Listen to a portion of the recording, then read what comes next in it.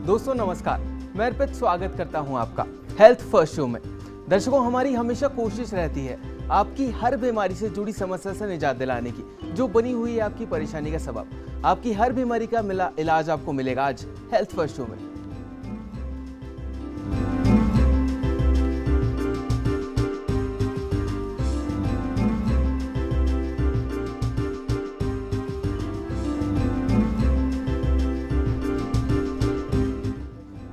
दोस्तों, बाल झड़ना हम सबकी सामान्य समस्या है और बारिश के मौसम में बाल इतनी तेजी से झड़ते हैं कि सर दर्द बन जाता है। शैम्पू बदलने पर और बालों की केयर करने पर भी बालों का झड़ना बंद नहीं होता।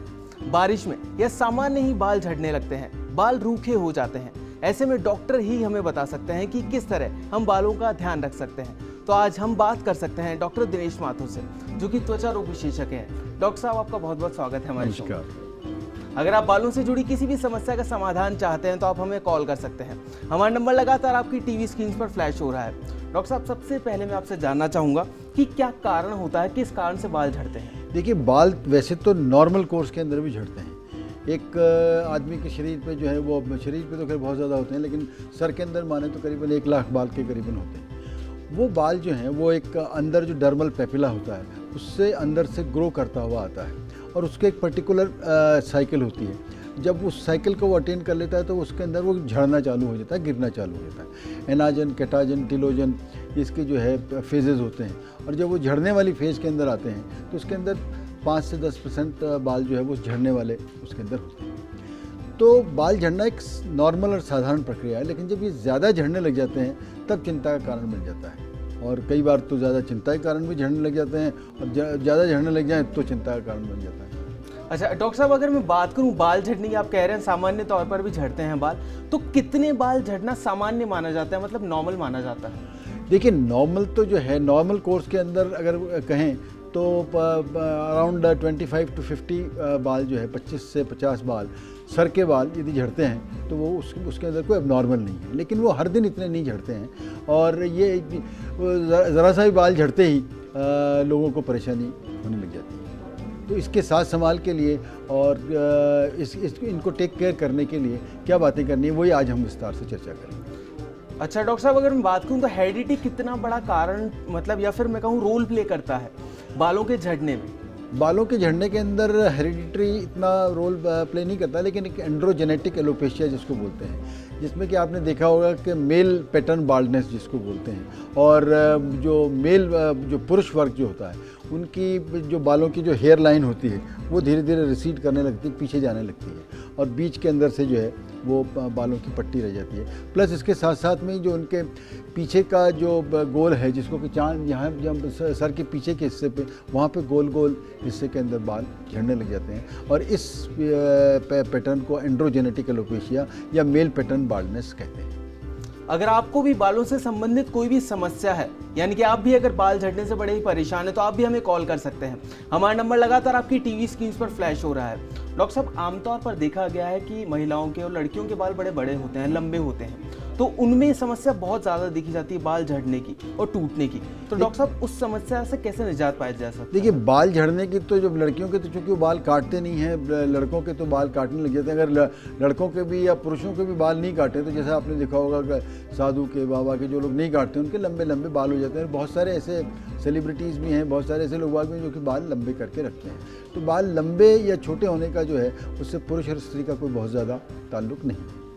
डॉक्टर साहब, बहुत से लोग बालों को साफ करने के लिए शैम्पू यूज़ करते हैं और दिनचर्या में हो जाता है उनके शैम्पू यूज़ करना, मतलब कि रोज़ शैम्पू यूज़ करते हैं वो लोग।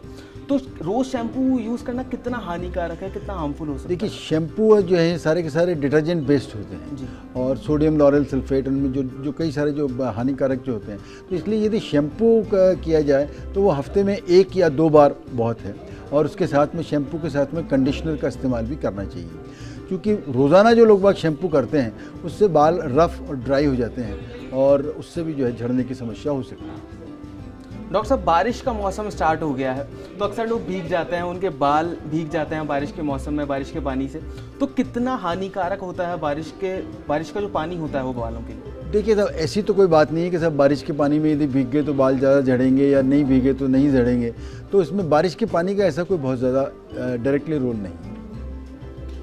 डॉक्टर साहब अगर बात करूं, आप डैंड्रफ के लिए कह रहे हैं कि डैंड्रफ भी बहुत हानिकारक होता है, तो डॉक्टर साहब डैंड्रफ से कैसे निजात पाई जा सकती है? देखिए डैंड्रफ जो होता है वो एक नॉर्मल कोर्स के अंदर केराटिन लेयर जो होती है स्किन की, जो आउटर मोस्ट लेयर होती है, वो वैसे भी जो है वो गिरती है और उससे सफ़ेद सफ़ेद छिलके से जो उतरते हैं। तो वो that is a normal process. लेकिन जब वो ज़्यादा हो जाती है तो उसको टेक्निकल भाषा में हम सेबोरिक डर्मेटाइटिस या सेबोरिया कैपिटस बोलते हैं।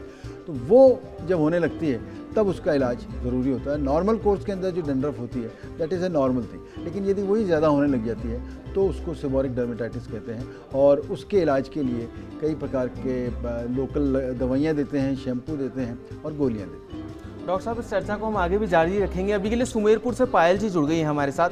पायल जी, आपका बहुत बहुत स्वागत है हमारे शो में। अपना सवाल पूछिए। पायल जी, अपना सवाल पूछिए।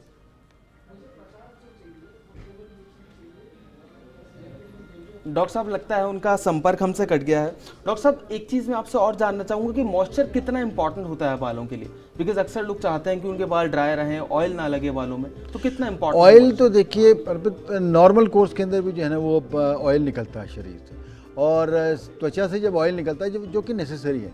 आपने देखा होगा जब ओल्ड एज के अंदर जहाँ पे जब शरीर के अंदर ऑयल नहीं निकलता या त्वचा सूखी हो जाती है, वहाँ पे खुजली ज़्यादा होती है और ड्राइनेस की वजह से खुजली ज़्यादा होती है। लेकिन ऑयल जो निकलता है वो सिबेशियस सिक्रेशंस होते हैं सर के अंदर, और वो नॉर्मल प्रोसेस के अंदर जो है नेसेसरी है, और वो ऐसा कोई बहुत ज़्यादा नुकसानदायक नहीं है। जिनके ज़्यादा होता है उसको शैम्पू करके या वॉश करके या उससे धो करके उसको साफ़ किया जा सकता है।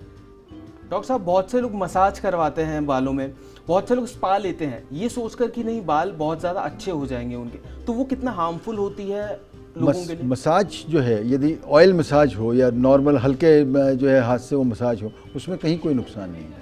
लेकिन यदि उसी मसाज को बहुत ज़्यादा विगरसली मसाज हो या फिर जो बहुत ज़्यादा टेम्परेचर डिफरेंस हो बालों के अंदर, कई बार जो है ना बहुत गर्म हीट से या कोल्ड से उससे कर देते हैं, वो बहुत ज़्यादा अच्छा नहीं होता है। जैसे कई बार स्ट्रेटनिंग कराने के लिए जो है वो गर्म करके स्ट्रेटनिंग कराते हैं, उससे कई बार बालों के टेक्सचर के अंदर खराबी आ जाती है। डॉक्टर साहब अभी के लिए धौलपुर से प्रशांत जी जुड़ गए हैं हमारे साथ। प्रशांत जी, आपका स्वागत है। अपना सवाल पूछिए। प्रशांत जी, अपना सवाल पूछिए। डॉक्टर साहब लगता है उनका संपर्क हमसे कट गया है। अभी के लिए सुमेरपुर से पायल जी भी दोबारा हमारे साथ जुड़ गई हैं। पायल जी, आपका बहुत बहुत स्वागत है हमारे शो में। अपना सवाल पूछिए। मेरे ने दो मुंह के बहुत बाल है, बड़े नहीं हो रहे, बहुत ही झड़ रहे हैं। दो मुंह के बाल जो है, या तो इसका मतलब आपका न्यूट्रिशन सही नहीं है, और उनको एट द एंड जहाँ पे है वहाँ पे आप उनको हल्का सा ट्रिम कर सकते हैं, काट सकते हैं। और दो मुंह के बाल से तो आप अपने डाइट के अंदर प्रोटीन ज़्यादा रखें, बालों को हफ्ते में 1 या 2 बार जो है वो शैम्पू करें, और उसके बाद में कई तरह के बालों को हेल्दी करने के लिए डाइटरी सप्लीमेंट्स आते हैं और मेडिकेटेड सप्लीमेंट्स आते हैं। बायोटिन होता है, जिंक होता है, वो उनको जो है किसी अपने चिकित्सक से लिखवा करके, और उससे आप इस चीज़ों से जो है निजात पा सकते हैं। डॉक्टर साहब अभी आपने न्यूट्रिशन के बारे में बताया पायल जी को, तो मैं जानना चाहूँगा क्या न्यूट्रिशन होना चाहिए प्रॉपर बालों के लिए जिससे बाल स्वस्थ रहें? देखिए बालों के लिए ऐसे कोई अलग से कोई विशेष न्यूट्रिशन की बात नहीं है, लेकिन जिंक है, बायोटीन है, वो गोलियों के अंदर उपलब्ध होता है, और वो उससे उनको जो है वो हो सकता है। बाकी अदरवाइज जो नॉर्मल बैलेंस डाइट होती है उसके अंदर सारे चीज़ें होती हैं जो कि बालों के लिए इम्पॉर्टेंट है। विटामिन ए है, विटामिन ई है, जिंक है, ये सारी इम्पॉर्टेंट है। डॉक्टर साहब अभी के लिए प्रतापगढ़ से चेतन जी जुड़ गए हैं हमारे साथ। चेतन जी, आपका बहुत बहुत स्वागत है हमारे शो में। अपना सवाल पूछिए। सर नमस्कार। नमस्कार। जी सर, मैं डॉक्टर साहब से मतलब एक रिक्वेस्ट करना चाहता हूँ सर, कि मतलब जैसे कि यहाँ के लोग बताते हैं कि बालों को एक ही दिशा में रखिए तो जेल वगैरह लगाइए, तो डॉक्टर साहब ऐसा कोई उपाय बताएं जिससे हमारे बाल एक ही दिशा में सदैव रहे। एक ही दिशा में कहते, देखिए साहब जो बाल जो होते हैं वो सभी दिशा के अंदर होते हैं, और उसको एक ही दिशा के अंदर करने के लिए तो या तो उसको आप ऑयल लगा के कर सकते हैं, लेकिन एक दिशा में नॉर्मली लोग बाल रखते नहीं हैं, उसको पार्टिंग करके या मांग निकाल करके 2 तरफ रखते हैं, या कुछ लोग बाल सीधे रखते हैं। तो उस चीज़ के लिए ऐसा कोई विशेष प्रयोजन या उपाय नहीं है। आप उसको ऑयल करके या ज़रा सा ऑयलिंग करके और फिर उनको एक जिस दिशा में चाहें आप रख सकते हैं। डॉक्टर साहब अभी के लिए जयपुर से सुभाष जी भी जुड़ गए हमारे साथ। सुभाष जी, आपका बहुत बहुत स्वागत है हमारे शो में। अपना सवाल पूछिए। मैं डॉक्टर साहब से त्वचा रोग के बारे में बात करना चाहता हूँ। हाँ बोलिए सुभाष जी। ये कुछ बच्चों के वाइट पैचेज हो जाते हैं जी, डॉक्टर साहब उसके बारे में मुझे कुछ बताइए। देखिए जो छोटे बच्चों के चेहरे के ऊपर या शरीर पे वाइट पैचेस हो जाते हैं, 2-3 कारण हो सकते हैं। यदि स्पेशली चेहरे के ऊपर हो तो उसको पिट्रियासिस एल्बा कहते हैं, और वो पिट्रियासिस एल्बा कई बार खान पान की कमी की वजह से, या बच्चे ज़्यादा धूप में दौड़ लगाते हैं, खेलते हैं, या फिर माएँ जो इनको ज़्यादा रगड़ रगड़ के जो साबुन लगाती हैं, इन सब चीज़ों से ये एक तरह का हल्का एक्जिमा किस्म की चीज़ होती है जिसको कि पिट्रियासिस एल्बा कहते हैं। और उसके बचाव के लिए ज़्यादा बच्चों को धूप न लगने दें। धूप में तो खेलते हैं लेकिन वो उसको जितना हो सके बचाव करें, साबुन ज़्यादा न लगाएं, और खाने के अंदर पूरा संतुलित आहार दें। जो दूसरे सफ़ेद दाग होते हैं वो इस मौसम के अंदर, बारिश के अंदर और ह्यूमिडिटी के अंदर सफ़ेद हल्के चकत्ते वाले निशान हो जाते हैं, जिनको कि पिट्रियासिस वर्सिकोलर या फंगल बोलते हैं, जो भभूति या सिवला बोलते हैं। वो सफ़ेद निशान भी जो है वो काफ़ी डिस्टर्बिंग होते हैं, और ऐसा लगता है कहीं को वो ल्यूकोडर्मा वाले सफ़ेद निशान तो नहीं है। तीसरा जो है, जो ल्यूकोडर्मा जिसको बोलते हैं, जिसके अंदर सफ़ेद निशान हो जाते हैं, स्नो वाइट अपीयरेंस हो जाती है सफ़ेद दागों की, वो चीज़ जो है वो उसके इलाज के अंदर काफ़ी मेहनत करनी पड़ती है। और जो सबसे महत्वपूर्ण है, यदि किसी के सफ़ेद दाग के साथ में या हल्का ललाई वाला दाग हो और वो शून्य चकत्ता हो, तो वो कहीं कोई कोढ़ रोग का या कुष्ठ रोग का वो जो है इंडिकेटर नहीं हो। उसके लिए अच्छी प्रकार से जो है त्वचा रोग चिकित्सक से या अपने चिकित्सक से आपको दिखला लेना चाहिए कि कहीं उसके अंदर शून्यता तो नहीं है। डॉक्टर साहब अभी के लिए वीरेंद्र जी जुड़ गए हैं खेतड़ी से हमारे साथ। वीरेंद्र जी बहुत बहुत स्वागत है आपका, अपना सवाल पूछिए डॉक्टर साहब से। वीरेंद्र जी आपका बहुत बहुत स्वागत है, अपना सवाल पूछिए। डॉक्टर साहब अभी के लिए लगता है उनका संपर्क हमारे साथ कट गया। सोनी जी जुड़ गई हैं हनुमानगढ़ से। सोनी जी आपका बहुत बहुत स्वागत है, अपना सवाल पूछिए। सर मेरे बाल बहुत झड़ते हैं और डाई भी नहीं मासिक होती है।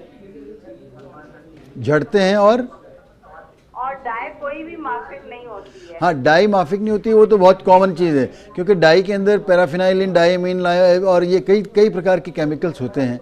और जो डाई जो माफिक नहीं होती है, कोई भी कलर ना, वो कलर की बता रहा हूँ, कलर के अंदर बहुत सारे केमिकल्स होते हैं और उनसे एलर्जिक कॉन्टैक्ट डर्मेटाइटिस हो जाती है।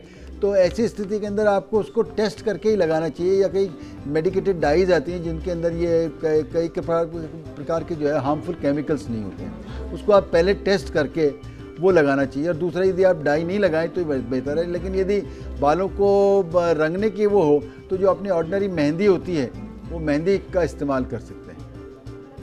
डॉक्टर साहब बहुत बार देखा गया है कि लोग पार्टीशन करते हैं, बालों में अलग अलग हेयर स्टाइल रखते हैं, तो पार्टीशन कितना मतलब हार्म करता है बालों को अलग अलग तरह से? पार्टीशन देखा जाए तो हार्म तो कुछ नहीं करता, ऐसे नेचुरल फिजियोलॉजिकल चीज़ है, और लोगों को जो है वो एस्थेटिकली जिसको जैसा अच्छा करती है वो पार्टीशन करते हैं। आजकल तो मैंने देखा है लड़के जो है बिल्कुल वो जेल लगा करके उसको सीधा रखते हैं, कहीं पार्टीशन नहीं, साइड से जो है उनको काट लेते हैं।